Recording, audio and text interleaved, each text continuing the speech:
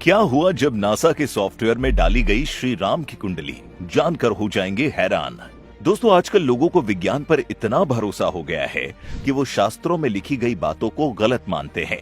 इतना ही नहीं, हमारे भगवानों के अस्तित्व पर भी सवाल उठाने लगते हैं। लेकिन इन सब के बावजूद भी हमारे शास्त्रों ने हर बार ऐसे लोगों को मुंह तोड़ जवाब दिया है। और अब तो विज्ञान ने भी हमारे भगवान के सामने घुटने टेक दिए हैं। दरअसल हाल ही में दुनिया की सबसे बड़ी अंतरिक्ष एजेंसी नासा ने प्रभु श्री राम की कुंडली को अपने प्लेनेटेरियम सॉफ्टवेयर में डाला था। उसके बाद जो रिजल्ट उन्हें देखने को मिला, उसे देखकर नासा के साइंटिस्ट का भी दिमाग हिल गया। कहा जाता है कि उन्हें भगवान श्री राम की कुंडली में ग्रहों का कुछ ऐसा संयोग देखने को मिला जिसे न चाहते हुए उन्हें प्रभु राम के अस्तित्व को स्वीकार करना पड़ा और मानना पड़ा कि श्री राम का जन्म हुआ था। सॉफ्टवेयर से इस बात का खुलासा हो गया कि भगवान श्री राम का जन्म ईसा से भी 7000 साल पहले हुआ था, यानी जब पश्चिमी सभ्यता पैदा भी नहीं हुई थी। उससे कई साल पहले ही हमारे देश में तकनीकी और अन्य कलाओं का विकास हो चुका था। दरअसल खुद को सबसे बेहतरीन साबित करने की होड़ में पश्चिमी देश श्री राम को झुटलाया करते थे और इस षड्यंत्र में लगे रहते थे कि कैसे भारत के शास्त्र ग्रंथों और इतिहास को झूठा साबित किया जाए, जिससे दुनिया ये मानने पर मजबूर हो जाए कि सारी तकनीकों, कलाओं और सभ्यता के जन्मदाता पश्चिमी देश ही है। हालांकि वो अपनी इस साजिश में फेल हो गए, क्योंकि अब तो उनकी बनाई मशीनों ने सारी असलियत उनके सामने लाकर खड़ी कर दी है। आपको बता दें, पश्चिमी देशों ने हमारे ज्ञान को हमसे चुराकर उन्हें सिर्फ अपना नाम दिया है, क्योंकि जब पश्चिम में लोगों के दिमाग का विकास भी नहीं हो पाया था, तब हमारे देश के ऋषि मुनि मैथ्स और साइंस के बड़े बड़े सिद्धांत लिख चुके थे। भारत में सभ्यता हजारों साल पहले ही पूरी तरह से विकसित हो चुकी थी और अब तो ये बात दुनिया की सबसे बड़ी स्पेस एजेंसी ने भी मान ली है। इतना ही नहीं, कुछ समय पहले नासा ने इंसानों के हाथ से बने पुल की तस्वीर इंटरनेट पर शेयर की थी और उनका मानना है कि रामेश्वर से श्रीलंका के बीच बने पुल के अवशेष आज भी मौजूद हैं, जो कि कहा जाता है कि भगवान श्री राम ने उसे लंका से वापस आने के बाद तोड़ दिया था। वाल्मीकि रामायण में इस पुल के बारे में राम सेतु के रूप में बताया गया है।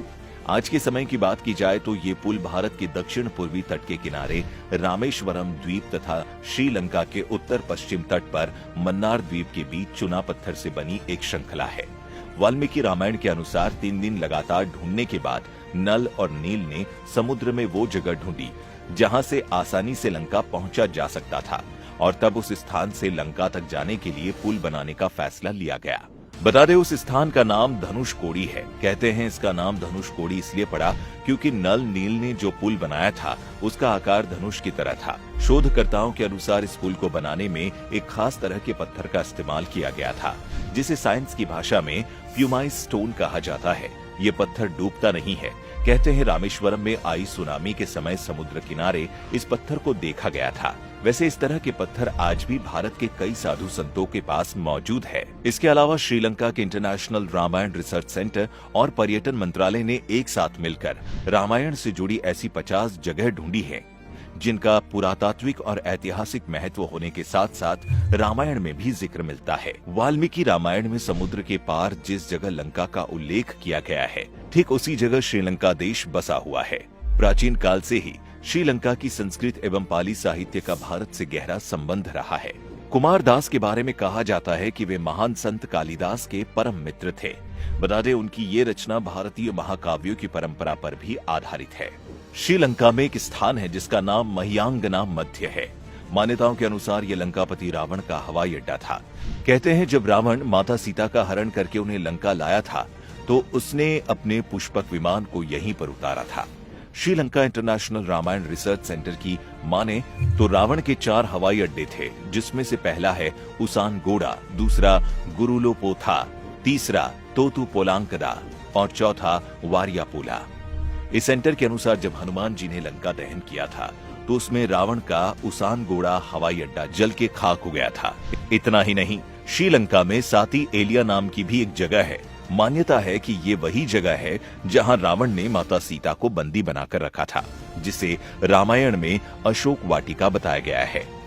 आज भी इस जगह की शिलाओं पर हनुमान जी के पैरों के निशान देखे जा सकते हैं। इतना ही नहीं, जब कार्बन डेटिंग की मदद से इसकी उम्र का अंदाजा लगाया गया तो ये सच सामने आया कि इनकी उम्र लगभग 7000 वर्ष पहले की है। यहाँ देवी सीता का मंदिर भी है और उस मंदिर में प्रभु राम, लक्ष्मण और हनुमान जी की मूर्तियां भी हैं। कार्बन डेटिंग से पता चलता है कि वो मूर्तियां 5000 साल पुरानी हैं। जिस जगह पर यह मंदिर है वहां कभी विशाल वृक्ष हुआ करता था, जिसके नीचे माता सीता बैठी रहा करती थी।